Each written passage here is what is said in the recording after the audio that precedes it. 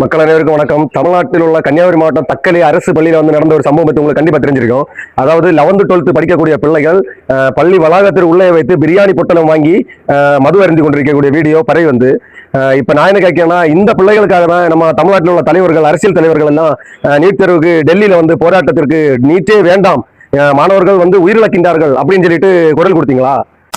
இந்த மாதிரி இப்போ 11th 12th படிக்கக்கூடிய இந்த பிள்ளைகள் படிக்கக்கூடிய அந்த வேலையை விட்டு அந்த கான்சன்ட்ரேஷன் இல்லாம அவங்க குடிப்பழக்கத்திற்கு அடிமையாகி நீட் தேர்வுக்கு படிக்காத நீட் தேர்வு எழுதுவாங்க. அடுத்தது அதை நீட் தேர்வில் தோல்வி அடைஞ்ச உடனே மது அருந்தி விட்டு உயிரிழப்பார்கள். கேட்டா என்ன சொல்வார்கள்னா, நீட் தேர்வில் அவன் மன உளைச்சலுக்கு ஆளாகி இறந்து விட்டார்கள் என்று.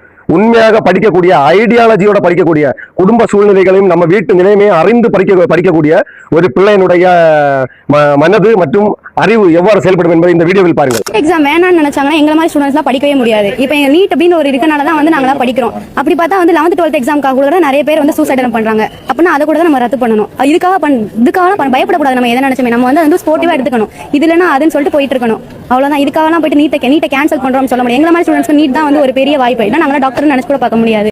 பெண்களுக்கு அரசு முன்னுரிமை வழங்குகிறது. இந்த முன்னுரிமை தலைக்கு மேல் செயல்படுவதால் தான் இந்த மாதிரியான சில கொடுமைகள் நடக்கிறது என்று நான் நம்புகிறேன். இதை பத்தி நீங்க என்ன நினைக்கிறீங்க? இந்த வீடியோவை எல்லாருக்கும் பகிர்ந்து உங்களுடைய ஒப்பீனியனை மறக்காம கமெண்ட் பதிவு செய்யுங்க. நன்றி, வணக்கம்.